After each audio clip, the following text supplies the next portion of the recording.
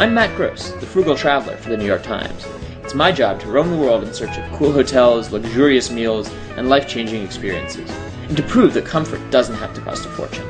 It's not just about how to travel, it's about why to travel.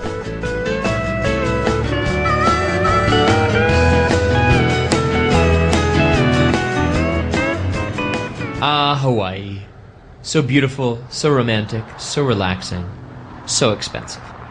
Not an easy place to spend a week as the frugal traveler, especially with a companion along for the ride, my wife, Jean.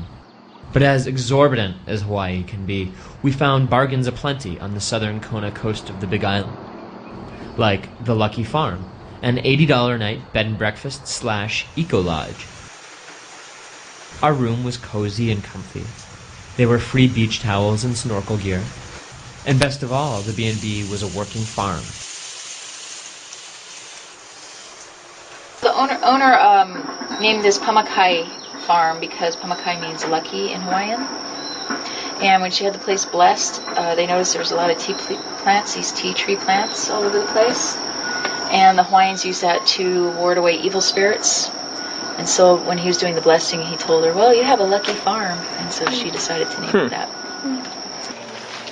This right here is a Cuban red cooking banana. This is all soft ground underneath, so I literally wait for them to fall down and I pick them up on the ground. When we weren't picking fruit up off the ground, we were having it for breakfast. Along with good Kona coffee.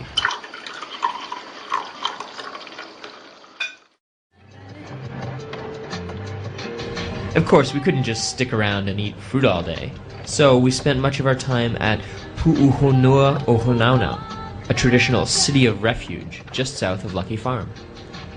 Parking is free after 4 p.m.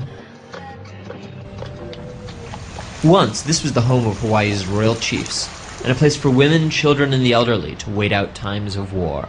Now, it's a place to cook up a cheap meal and watch the sunset over the Pacific. We're making really easy food tonight. We got fish, mahi-mahi, and some tombo, which is a lesser kind of tuna. Should be pretty good there. Just letting these ears of corn soak before we throw them on the grill. Hopefully the tide won't come in and wash them away. It's good, right?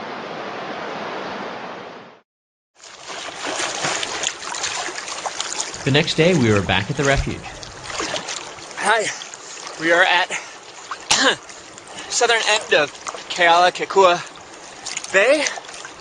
Just doing a bit of snorkeling. Water is clear and warm. And there's all kinds of beautiful yellow fish, and black fish, and even a sea turtle down there. There's fish everywhere you look.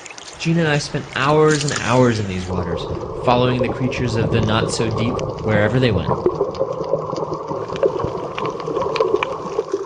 Occasionally, those creatures came a little too close.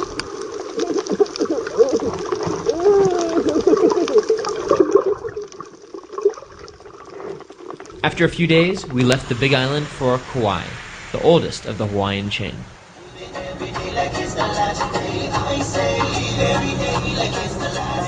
This place was so green, and up on the north side, where we were staying, the highway shrank to these cute one-lane bridges. So we have directions from our host, Mark Pearson, to go to the Blue Room. I guess a pool in a cave, a spring water pool in a cave.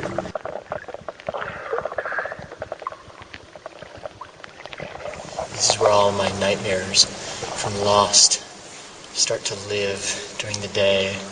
I don't know what sort of invisible monsters are going to come screaming out of the water here. Hopefully none.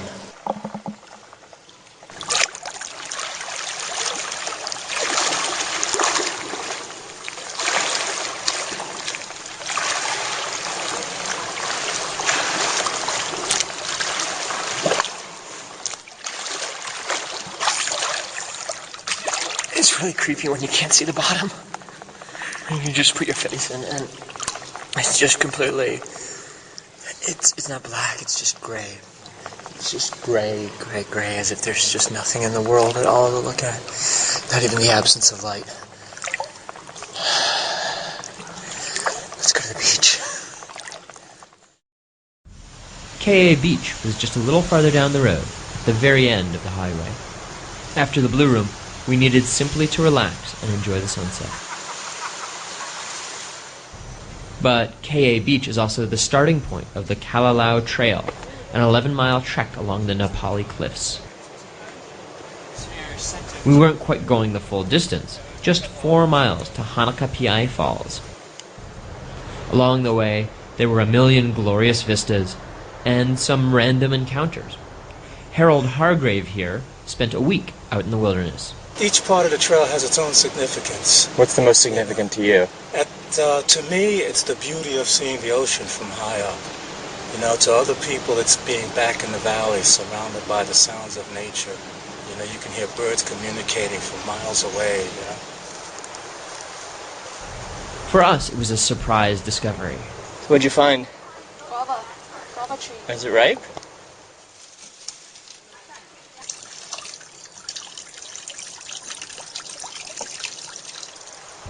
The hike was strenuous, but stunning.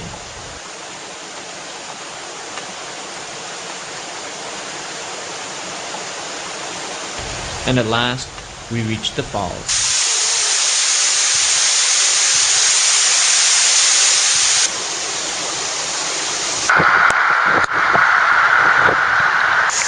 God, there's just tons of air spilling off onto my head. I can't believe I'm sitting here. I can't believe I'm going to have to leave this tomorrow.